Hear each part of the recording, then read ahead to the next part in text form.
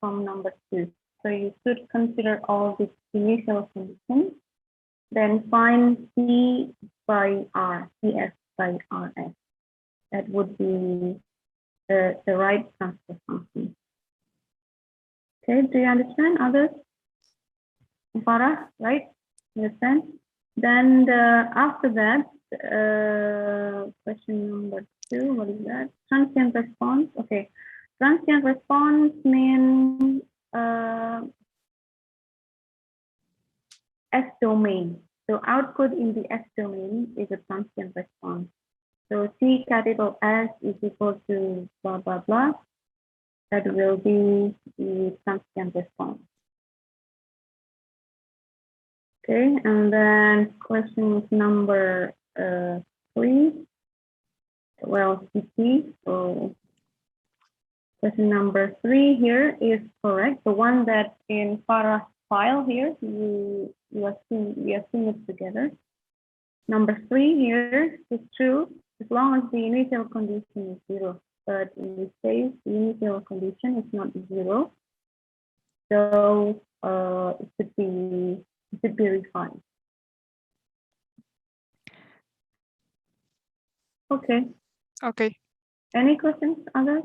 Thank you, Farah.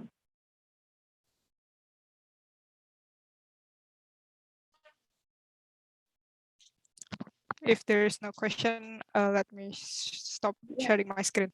Thank you. Thank you.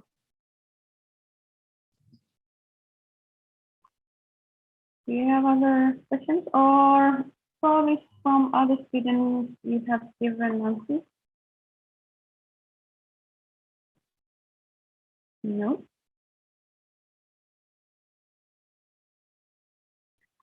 Right.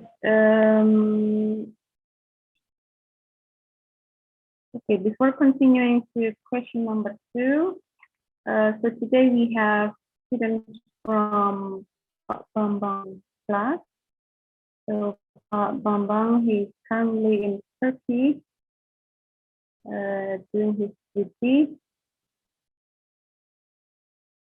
So today we dedicate ourselves for discussing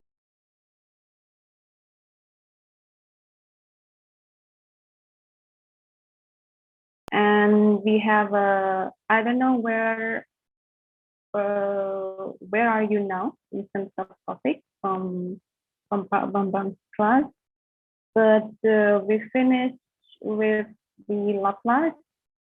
We finished with the Laplace, and now we are answering the exercise to the homework that I gave last week, not last week, Monday. Oh my God, Monday. Okay. So again, if you need this kind of equation, this is the differential equation, okay? And the initial conditions are given, then the question number 1 should consider this initial condition as well. The answer from Farah in number 2 is correct. So you have to consider the initial condition as well. Okay. And this is transfer function. Then what is the transient response? What is R here? Step input, I guess. Yeah.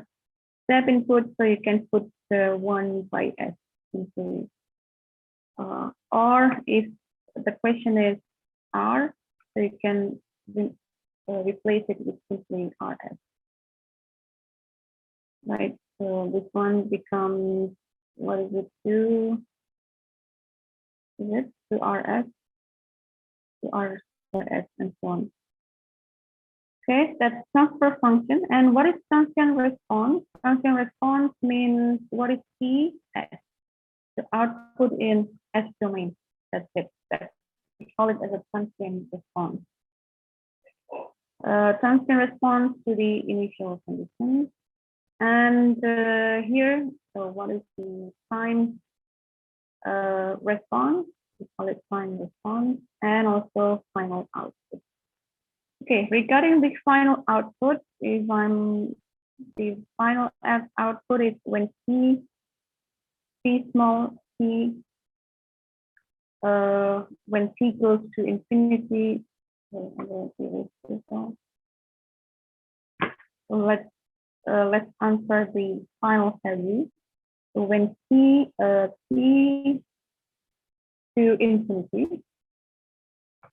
is equal to limit s to 0, right? S time capital C, capital CS. Okay, so here some students, many students answer it wrong. So they simply put the only the transfer function. Okay, if you put, so this one is S is coming from here. If you put a transfer function, let's say that I will borrow the term from what Farah has answered. This is S squared plus 7S plus 10. That's an example. So this is wrong. Okay, you will always get 0 because this only is a transfer function. CS or RS, CS by RS. Right? But here is CS, not CS, not a transfer function. So you should put S in the beginning, the input, our R.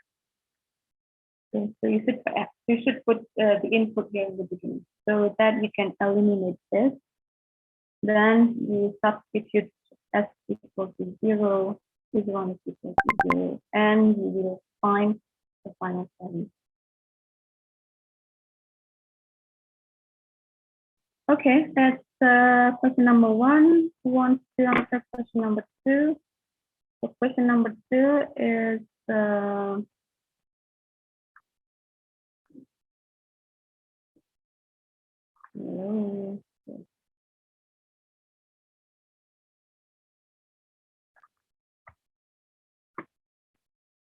question number 2 is here. So we have a system and the system identification is given, 2 blocks with 2 springs and 2 dampers. Draw the free body diagram, find the equation of motion, and find the transfer function, only transfer function, not the output. Want to try this? I want to try it, ma'am. Who is speaking? Muhammad Hanif. Okay.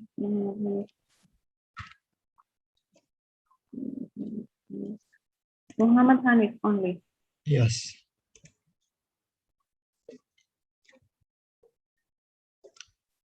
Right. Go on, Muhammad Hanif. Okay. Okay, can all of you see my screen? Yes. Okay, so here's the question. And first is draw FBD and find the equation of motion. So here's the FBD for the object. So here's there's 2 object, MV. Here's MV and this is MT. And here's the FBD for the MV. And here's there are what is the action? This is in here. There's action. There's 2 up and 2 down. And for the first, this going to up is here's M V X double dot X1 double dot. And for the action for going down is there's a F like this, and for this figure is F, and the others is K times X2 minus X1, and the others is B2 X2 dot minus X1 dot. And here's the FBD for the second object, there's MT. And there's the action for the FBD is for the up down is up. For the action to going up is B1 times X2 dot minus X1 dot, and others is k1 times x2 minus x1. And this is the empty, that's it, the empty times x2 dot, and the other is b2 x2 dot and k x2. And the other question is find the equation of motion. And here's the equation for the motion.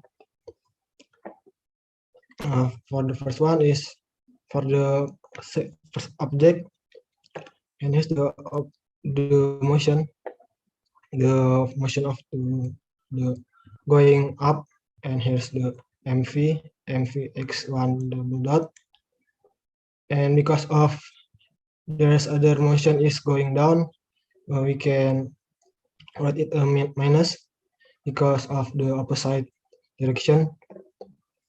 We write the b1, sorry, this b2, yes, b1, sorry, wrong, it's b1 times x2 dot minus x1 dot minus again k, here's k times x2 minus x1, and there is minus f equals 0.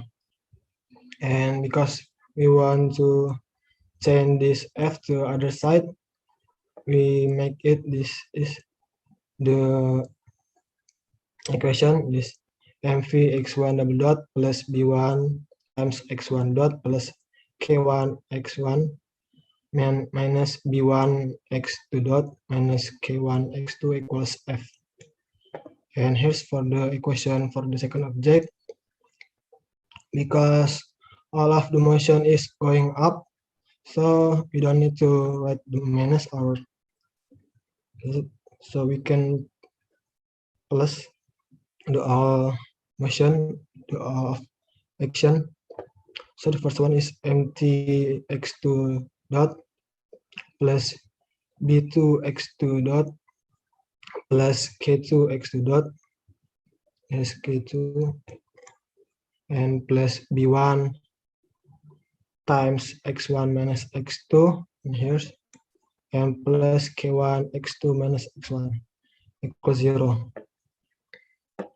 And because of we want to calculate the same variable, is x2 and this x1 and the others, so we can make it same.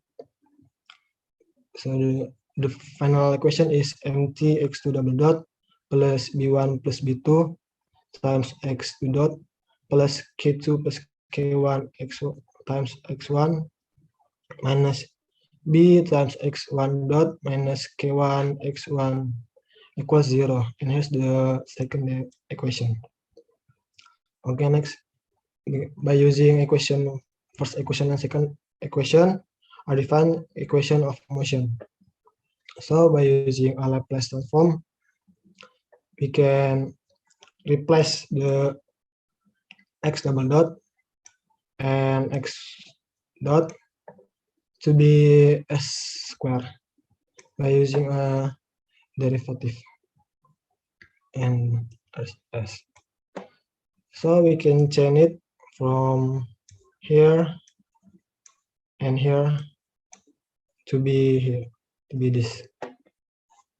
Let's see, the first one is mv x double dot, so this will be mv square plus b1s, because of this only x dot, so we can change it,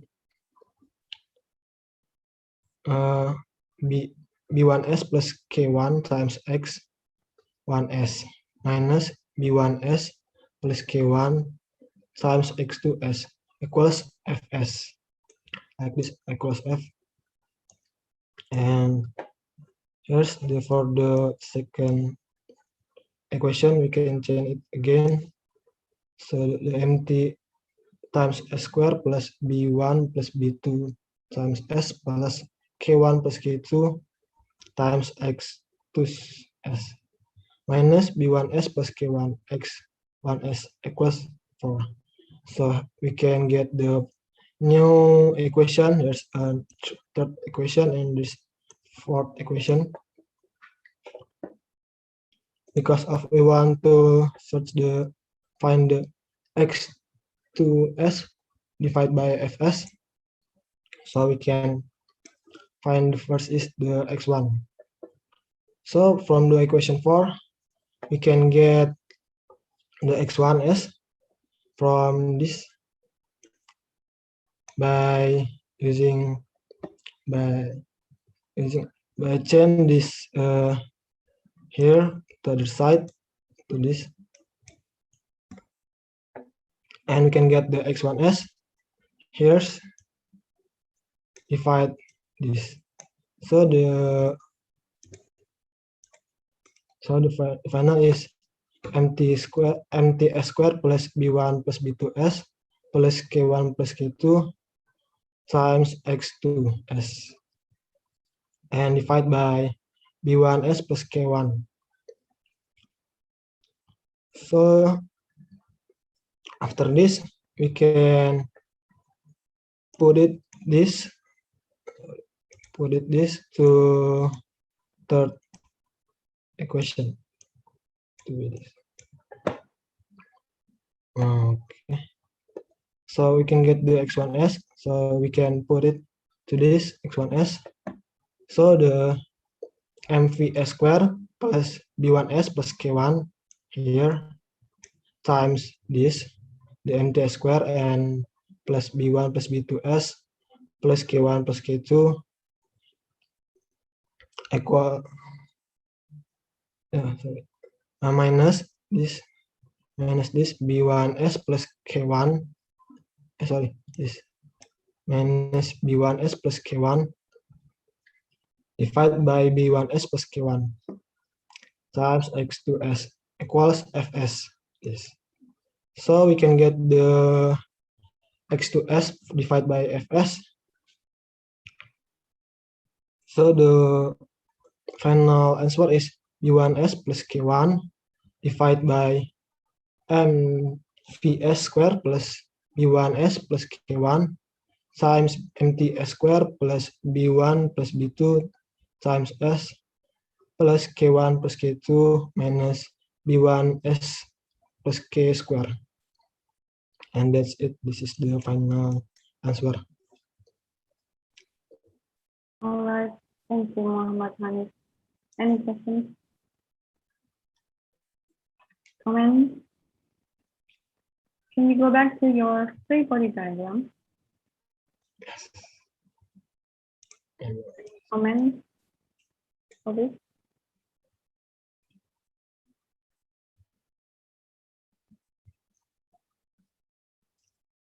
Can you take a look body MV? MV, yes, ma'am. Yeah. Yeah, not only for you, for other students. Pay attention to body MV. Is there anything suspicious?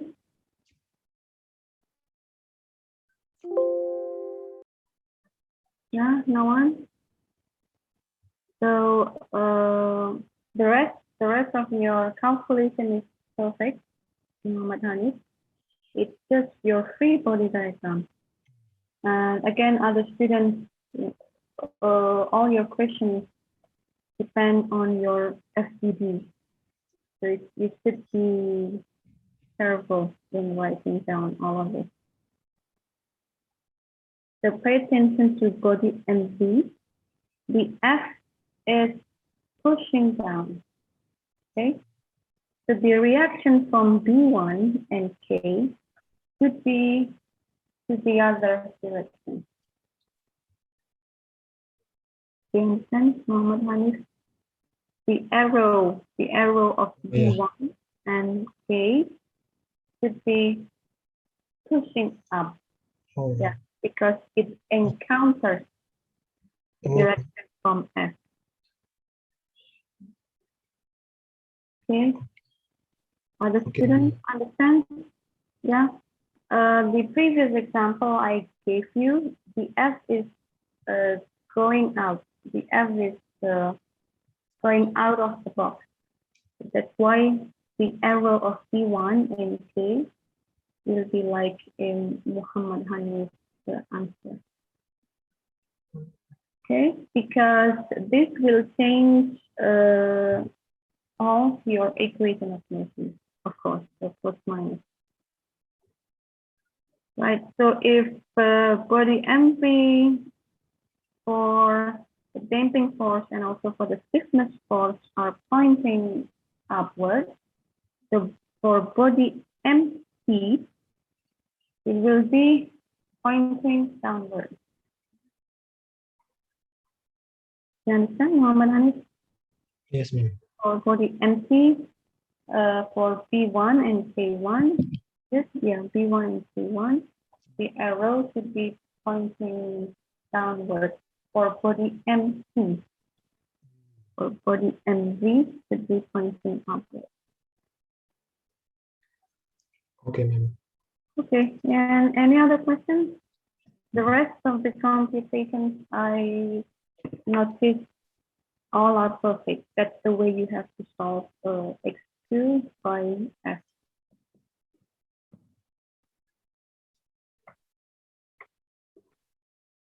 No questions? Okay, thank you very much, Muhammad. Okay, thank you, everyone.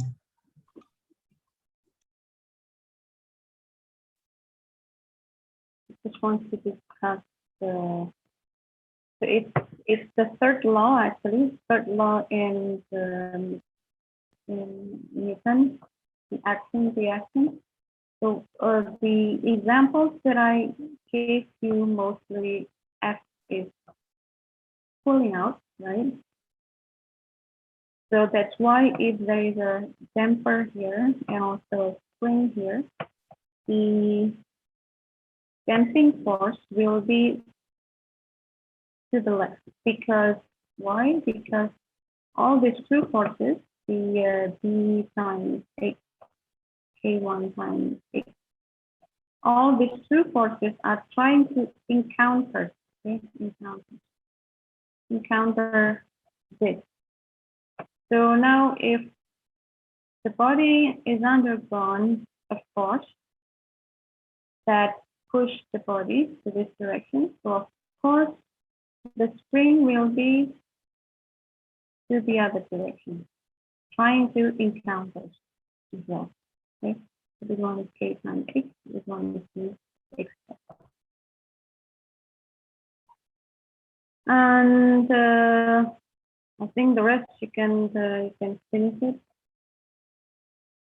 quite easy. So there are two bodies at the top and at the bottom. So if this is our F, is okay, you can write it down here. That doesn't matter. X1. This is minus again. This is P1, X2 dot minus X1 dot. This one is K2, X2 minus X1. So here will be on the other direction. Yeah, this will be on the other direction. Okay, that's a minor comment, I think, minor mistake, minor, but your equation of motion, all the rest until you find x2 by fs, it depends on your this paper diagram. So you should really be careful. Okay, if there's no questions, I will continue with the next topic. We finished with all of this three-body diagram, Laplace transform, the initial condition, and so on, finding the transient output, and time response. So I want to let you know this applies also for other classes. So we have 5 classes, and you will have the first quiz next week on Wednesday. So the first quiz will be on Wednesday for all 5 classes, not only for my class, but also for Bambang, Unggul. There are other classes. So you will do your first quiz will be on Wednesday at 1:30. So we'll follow the schedule.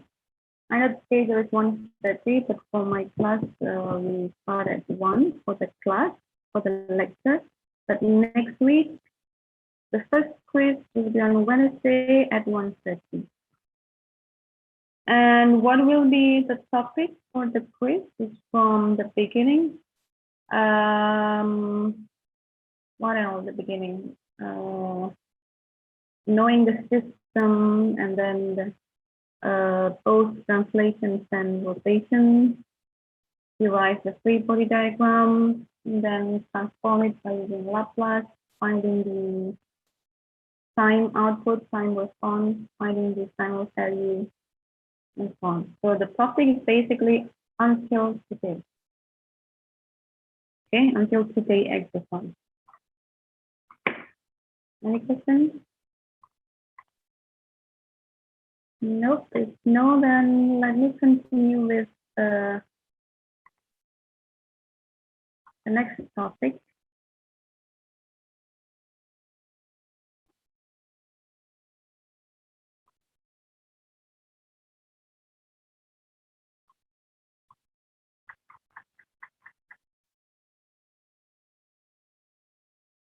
Okay, I will have just a couple minutes, so I will finish in probably 20 to 30 minutes again.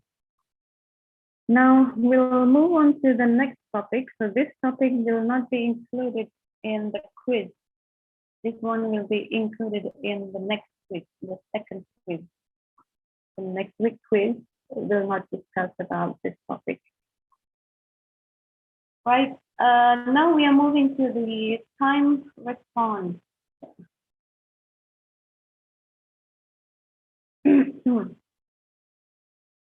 So after knowing how to find transfer function and then the transient response, free body diagram.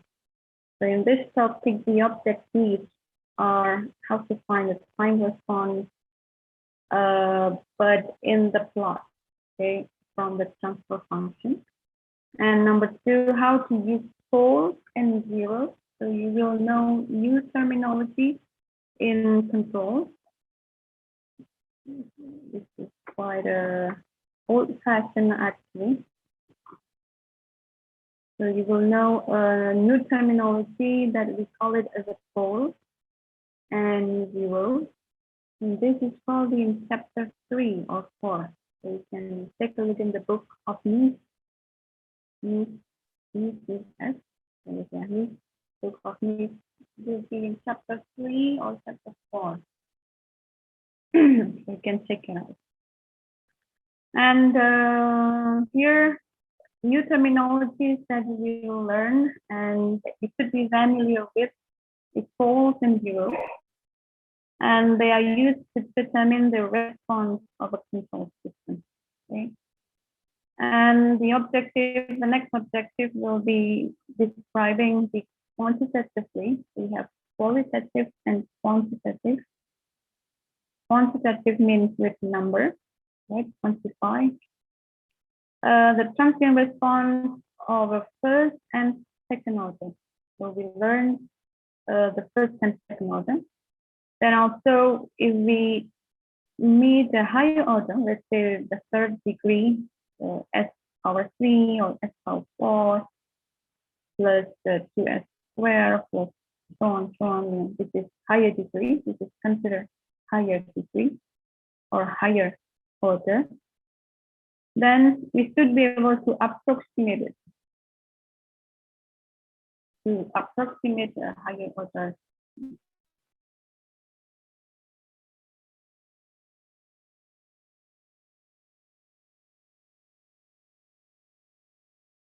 Now let's see if you have a transient response or even time response.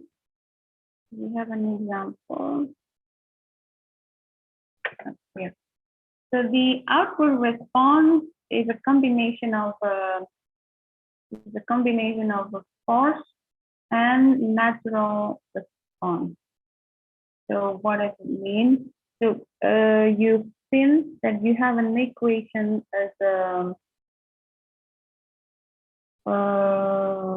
wait, let me remember what we have there.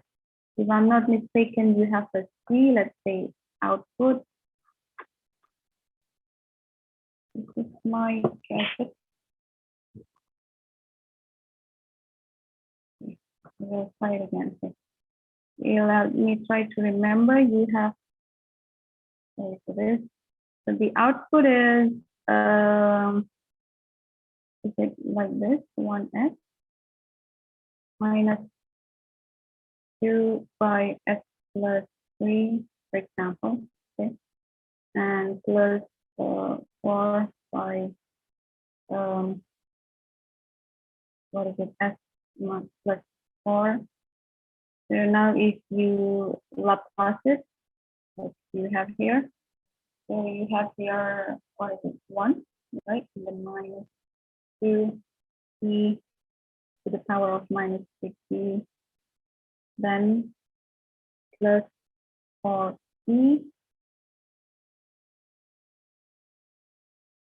s to the power, ys, minus 4 to the power of c. Okay.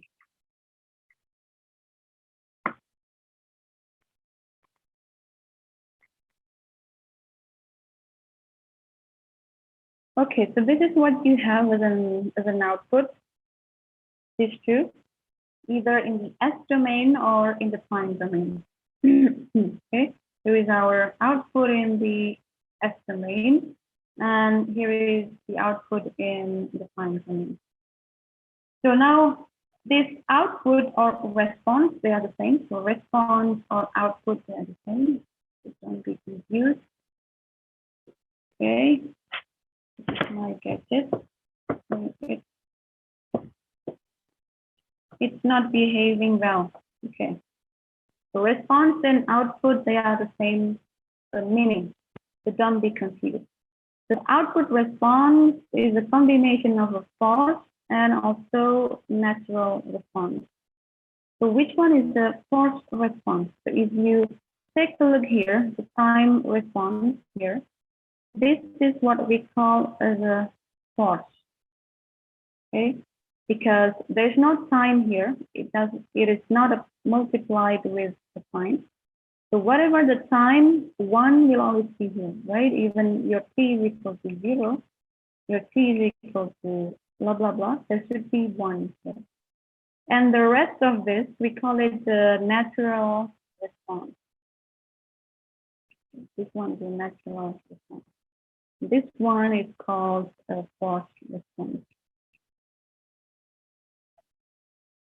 Right, so now, for example, if t is equal to 0, what do you think the output? The output will be forced to be 1, right, when t is equal to 0. That's why this is called forced response. Will it be possible if we don't have this forced response? Yes, of course. For example, ct is immediately 2e to the power of 50. This is possible. So the output is simply contains natural response only.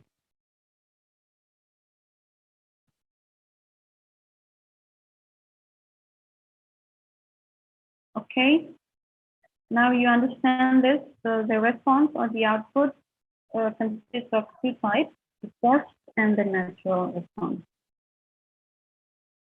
Now you have to, let me check. You have to get used to this. This is, we call it as a S-plane, because we are working in the S domain, right? We are moving from T dimensions, given world, the T domain. Now we are moving into S domain, right? So in the S domain, we can define it as a S-plane, because this is simply plane. 2 axes. We are using 2 axes. And S-plane is a complex plane, or as I told you, probably we should not call it complex, but log, right? Log number, not a complex number. Is a complex plane having a real and imaginary. So let's get used to this. So in the S-plane, the horizontal axis here is all the real numbers. Okay, this one. I'm getting irritated by my pen.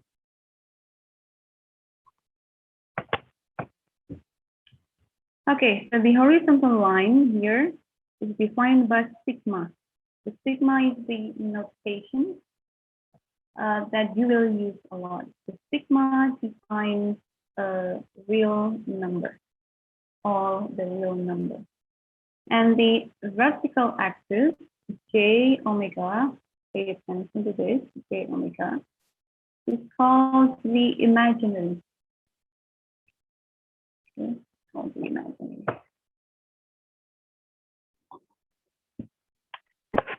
Okay.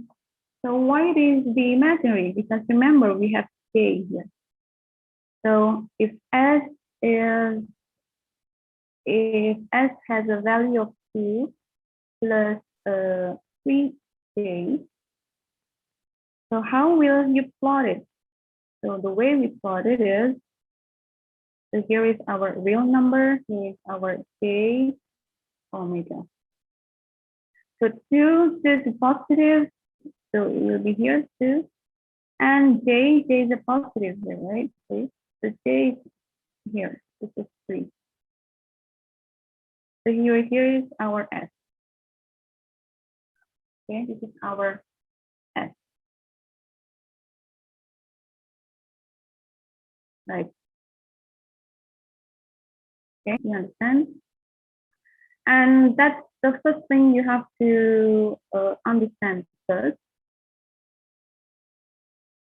So this the S-plane consists of 2 axes. The first one is defined by the real, and the second one is defined by the imaginary. So now, again, I can define S as a combination of sigma plus or minus, depends. So here at the bottom here is a minus, and at the top here, everything is positive. The same here in the RHP, RHP, right hand plane.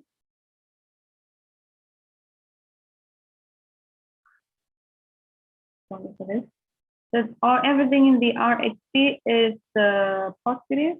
Everything in the LHP,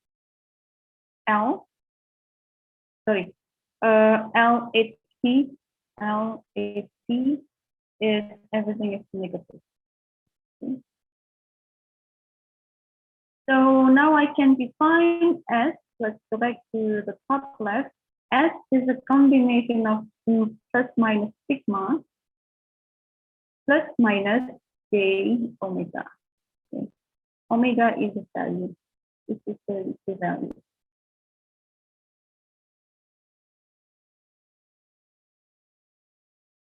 Right. Any questions? No, I will continue. So now, again, if, for example, if I have S, any value, so S is here, okay, in the S plane that I circulate with red. So this S contains the real number, negative real number, right? Minus sigma. And also it contains the complex number, positive. Okay. This is positive j omega.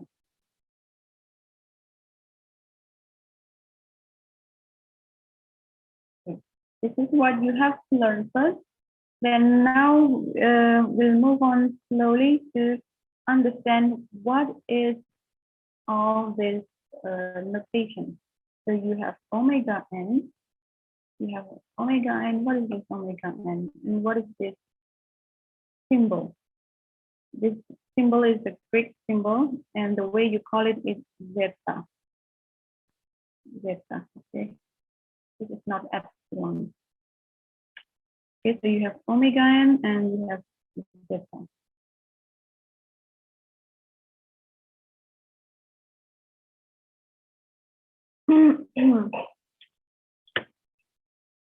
Okay, excuse me, I just want to check whether I'm moving on the right page. Okay, right, so we are on the right track. Now, two terminologies that you have to understand. The first one is pole, okay, pole. So the pole of a TF is transfer function. TF is a TF, okay, transfer function, are the values of S that makes the TF infinite. In other words, the roots of the characteristic state equation are the value of S causes the transfer function to become infinite. Then you have poles and also you have zero. This one. Zero from the name, zeros of a transfer function are the value of S that makes the transfer function zero. Okay. The first one that makes infinite and this one that makes the transfer function to be zero. So if you have a transfer function like this, okay, let's see, this is simply the first order because this one is the power of 1. Remember, this is input, okay, different thing. And you have this first order system, s to the power of 1 plus 5, and the numerator is the s plus 3. If you invert Laplace, if you take the Laplace inverse, then you get this. So which one is the forced response? This one is forced response. And this one is the natural response. Okay. Now, if we want to plot this in the S plane, which one you want to plot? This one, right? Because this is S domain, so you can plot it in the S plane, not this one. Okay, this is in the time domain, different work. So if you want to plot this in the S plane, here we are. So we have, if you put it in the block diagram, remember, in the first, you define, I have given you a mini project that you define what is the process, what is the control, and what will be the feedback, right? And this, the process here, each of them, it has transfer functions. So this is our transfer function. But this transfer function is written as a GS. So you will have a different, okay, so you will have a different notation. So here we write it down here.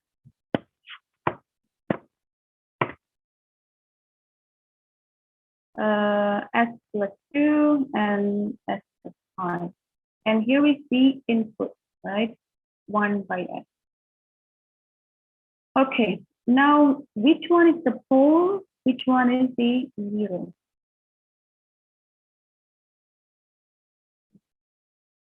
So the pole that makes the pole will make the transfer function to be infinite. So the pole is the denominator. Okay. And zero will make the transfer function to be 0. So this is the numerator.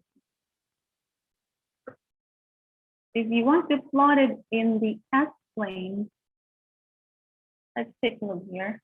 So you draw the corresponding axis and don't forget to put the arrow. The arrow is on the right side, not on the left side, okay? There are some students drawing the arrow in the right side. I don't know where to get that sense, right? And where okay. So you draw the S-plane, so you have sigma, the real axis, you have the imaginary axis. Now how to plot the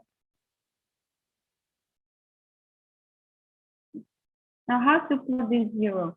So we know that 0 is for the numerator, which is s plus 2 equals to 0. So you should put it as a 0. So that's why our 0 is s minus 2. Okay. And how about the pole? The pole is s plus 5 equals to 0. Then s is equal to minus 5. And the way you plot it, you will have two different symbols. This is for the pole. This with a small circle is for 0. Okay, understand? And now it is broken down into 3 types, which is more explainable. So here is what we call as an input pole, or that gives you the force response, right? 1 by s here. Because if you take a look at the overall transfer function, you have this s plus 2 divided by s times s plus 5. Okay. So here is our input pole, which is s equal to 0, right? So that's why you try it here. And for the system itself, which is not the input, so you have s plus 2, right? This is the way you try it with a circle, with a small circle.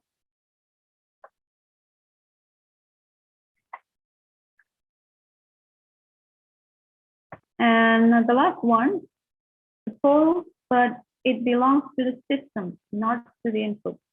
So you try it here. Okay, now you understand. So if you put it all together, here is a transient response, this is a transient response, and this is a time response. Okay. So the transient response is this one. And here is what we call as a forced response, and this is what we call the natural response.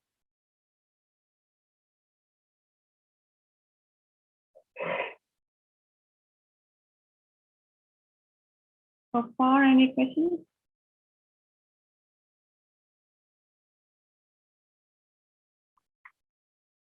And this is the explanation that I have given you. So a pole of the transfer function generates the form of the natural response.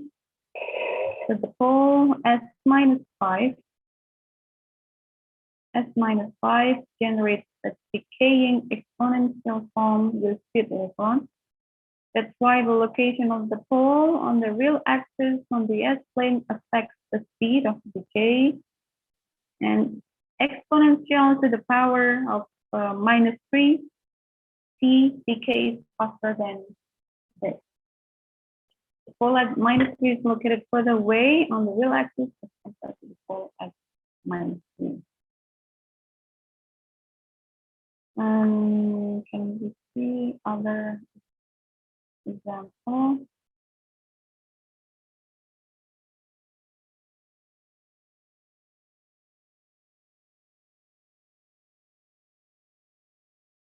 Okay. So now if you have a pole in the real axis, like before, you have this s plus 5 minus s plus 2, right? So this s plus 5 is here, for example, minus alpha. So it will contribute to the power. What does it mean? So if you Laplace it, then you will get e to the power of -5t. T, right? This is coming from this pole. Okay. So pole at minus alpha, so let's take a look here. Pole at minus alpha generate the response K exponential. K is a constant and is valued by using a partial fraction expansion. Exponential to the power of minus alpha T. If the pole is on the real axis.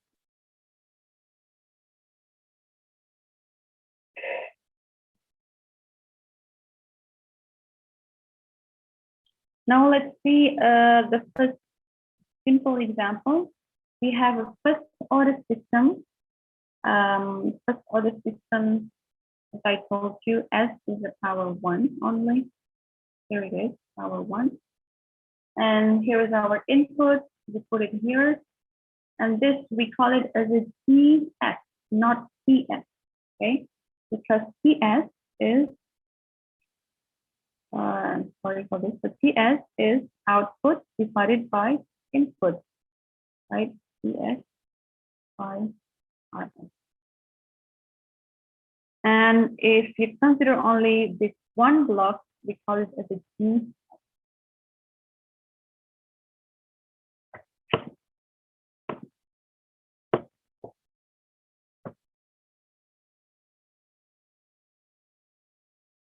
Okay, so you have the pole is S plus A equals to 0, then it becomes S equals to minus A.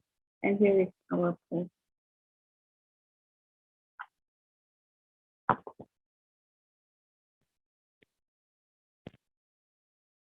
Any questions for this? I will finish with this is not that difficult for the first order system. I will finish with the first order system. So in the first order system responds to a unit step. So now, if you draw the output, here is the output time response, and here is the T. That's what I always draw in the beginning. So here's T, and here is our output. Okay. If you draw the diagram of the time and the output, for the first order system, you can take a look at it. The blue curve is the behavior of our system, the output. The output of is the output of our system. This is first order system. And the properties, you should learn properties. The properties that are available, there are many properties. One of them is we have T capital S here at the bottom. T capital S is, we call it as a coupling sign. You've probably heard it very often. We call it coupling sign. And we have as well CR is a right sign. Okay. Those two are probably the only available properties for first order system. For second order system, we have more properties. Right, so in the settling time, it means our output will reach plus minus 2%. Here it is. This is our output. So in settling time is the time when finally the output reaches the plus minus 2% from our reference value. So if we, let's say we want the reference value from the beginning, we set it to be 9.5, okay, 9.5. And here is after how many seconds, we don't know, after how many seconds of time, finally our system reached 9.5 output. This is when the output is about plus minus 2%. Okay, sometimes we cannot make it exactly the same as our reference. Sometimes it is below, sometimes it is above a bit. Okay, that we call it as a settling time. The settling time and write time, they are probably the only available properties for first order. In the first order system, you have the write time, you have settling time, and the way you calculate it is quite easy. The time the response to go from 0.1 to 0.9 of the final value, that is write time. But what people used to see in the real system, in the actual application, is settling time. For example, I have an oven, you have an AC, okay, let's say you have AC. Then you set the remote control to be 20 degrees, and you feel like, why this AC is not cold yet after 1 minute, let's say. So that's what people used to feel. That's what people used to unlock. Okay, so the AC takes about only 20 seconds. So the settling time is 20 seconds. If the AC reaches 20 seconds, the 20 degrees. So I set my remote control to be 20 degrees, 20 degrees of temperature. And my AC will need about 20 seconds to reach more or less 50% of this value. So we call it as a settling time. This one is a settling time.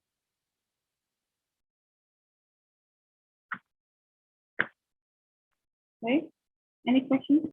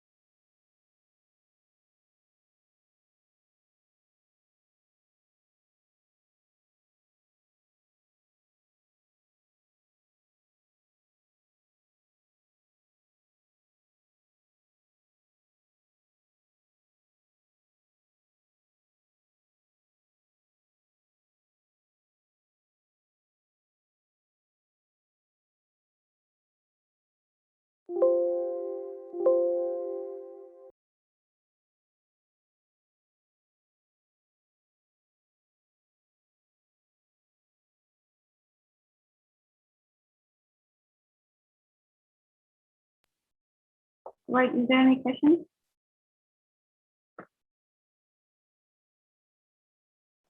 Not yet, ma'am, it's clear. Yeah, thank you very much. So I should stop here.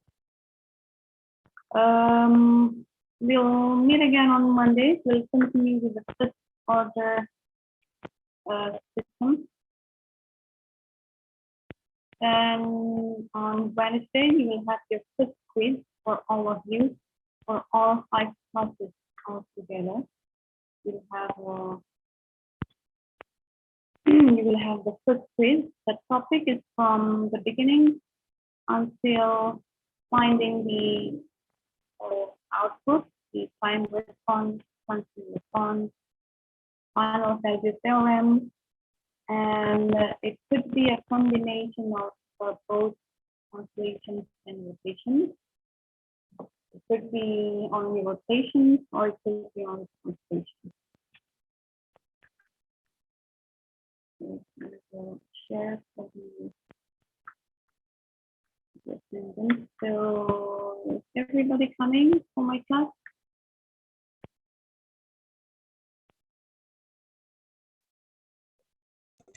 I think it's yes, ma'am.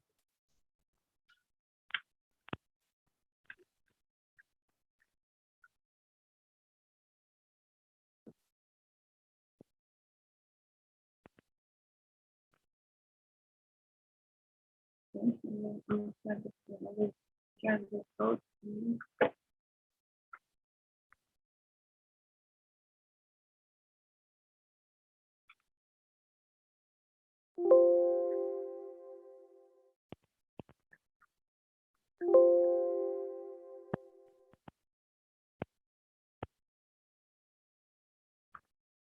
Yeah, my class starts at 1, and I forgot to tell someone that some of you probably just joined by now.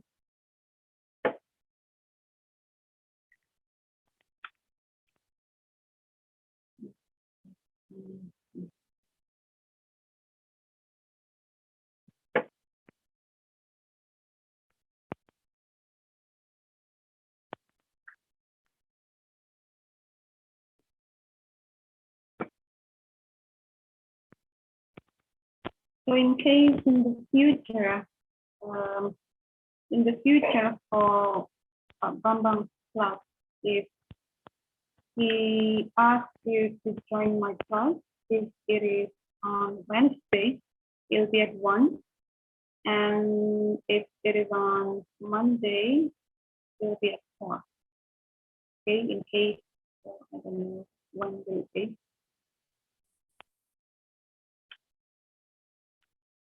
So you can join early to catch up with the topic. All right, so here's the code for my class only to enter for the attendance, and for Bambam, you can ask him to register. All right, that's all for today, and we'll meet again on Monday afternoon. Usually we'll discuss more during this day time. I will have another, like I told you, I'm doing a training. This is only up to 9th of October.